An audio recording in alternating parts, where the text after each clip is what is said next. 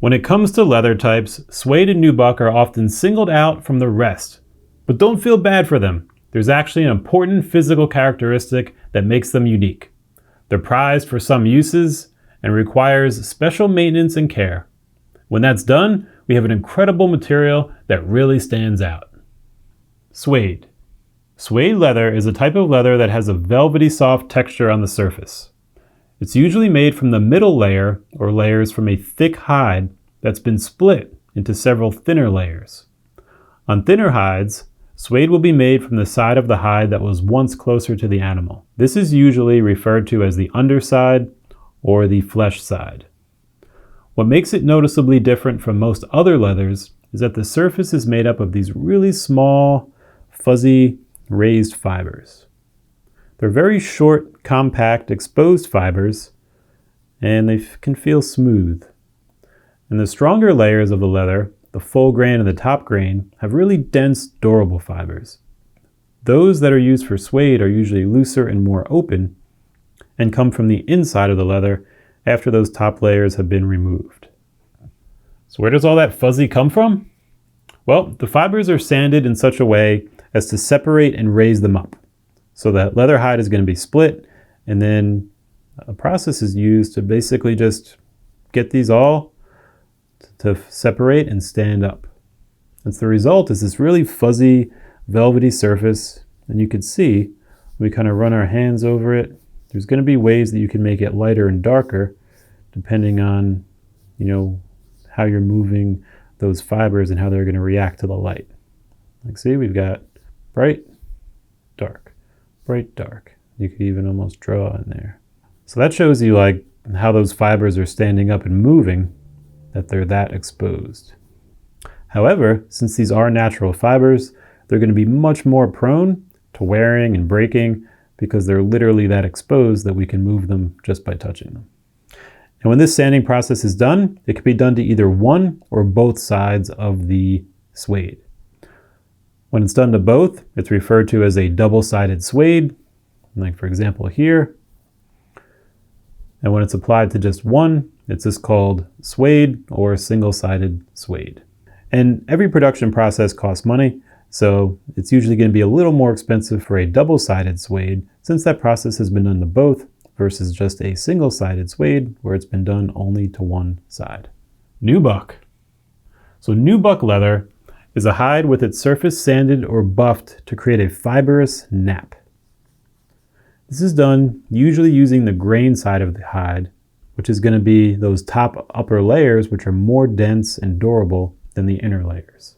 So instead of a split that's coming from the middle layers like we're seeing in suede, the nubuck is actually coming from those top, stronger, more durable layers that are then sanded to create this soft, dense, hard nap.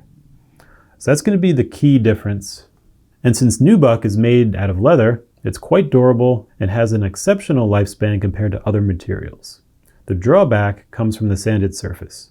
By doing so, the leather reduces some of that initial, density and surface protection afforded by those dense fibers because now they've been sanded open. So any kind of spills or abrasions can cause stains and damage a lot more easily than a typical full grain leather. So therefore, nubuck is often used in environments and products that are not going to see too much harsh conditions, and that way it'll keep it looking good. And you can see here, similar to the suede, we could move our finger, it's going to change the color. It's not going to be as noticeable as the suede, but it's still happening because these fibers in here too are sanded and raised up, and they're going to move when we touch them. They're just going to be a lot shorter and made from much stronger, denser fibers. And nubuck was first created in the 19th century by Swedish crafters. At the time, the material was made for the wealthy, creating a highly durable and velvet-like material. Nubuck has historically been made from deer, elk, and other similar hide types. This has changed as calf and cow hides have become more popular. Today, popular shoe brands have embraced the qualities of nubuck and made it a staple in the footwear industry.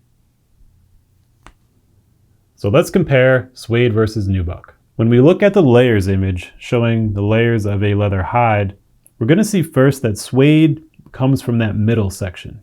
We can see the corium area, whereas our Nubuck is going to come from a little bit higher up, including some of those full grain and top grain sections as well, which are going to be a much more dense, durable leather.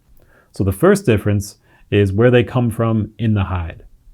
Nubuck is higher up, suede is more in the middle. 2, because of that, Nubuck can sometimes be more expensive, since it's coming from a more durable, expensive area of the hide. Next up, suede has more open and looser fibers. Let's look really closely. So here's a zoomed in view of the top of suede fibers. And we can see they're relatively consistent in their look, given the sanding process that was used, yet they do look a little open and a little fuzzy. And if we look comparatively to the top of suede, it looks almost a little smoother, a little denser. So even though it also has had a sanding process and those fibers are open and exposed, it's going to be a much denser pattern, and you're going to see the individual fibers a lot less. And then even in person, we're going to notice that as well. The suede fibers look more visible, whereas our Nubuck fibers look almost smooth. Because again, suede's coming from those middle layers, where Nubuck is coming from those more dense top layers. And let's look a bit into cleaning and conditioning. Something that's always very different for suede and Nubuck, and often it's easy to wonder why, because it's all leather, right? Well, when it comes to cleaning suede and Nubuck, there are usually specialized cleaners and brushes. And this is because these fibers have a very open structure. So we're going to need a much more gentle cleaner so that we don't damage or stain them, since essentially these fibers have no protection. So for cleaning, we're going to use gentle brushes, often horsehair brushes or natural bristle brushes. And these are going to be needed to remove soiling and raise the nap on the fiber so that they're open for the cleaning process. Then we're going to use a gentle cleanser made specifically for suede and Nubuck. And that way it's formulated for these more gentle leathers. And then for conditioning, we're going to use a natural conditioner that's going to help keep these fibers strong and healthy, but also not kind of bind them down with any kind of gunk or heavy ingredients. We need to keep these light and fluffy while also being protected. And for the cleaning process, there are even specialized brushes. Here is a gum brush, here is a crepe brush, and then here are some cleaning brushes. This one is primarily for soles of shoes that may have suede or Nubuck on them, whereas these other ones, generally can be used for the actual cleaning, and most preferably as a natural, gentle horsehide brush. So the cleaning world itself is a whole nother series of deep dives, and we'll stay focused mainly today on the differences between these two materials. So which one do you use? Suede or Nubuck? Both are delicate compared to other leathers. If you like a tighter nap with a little more strength, Nubuck might be the choice. If you're looking for a little bit of a larger nap with a more open, fuzzy grain texture, suede may be the way to go. Suede and Nubuck are both timeless options for leather items and likely to lead to some really incredible projects for you.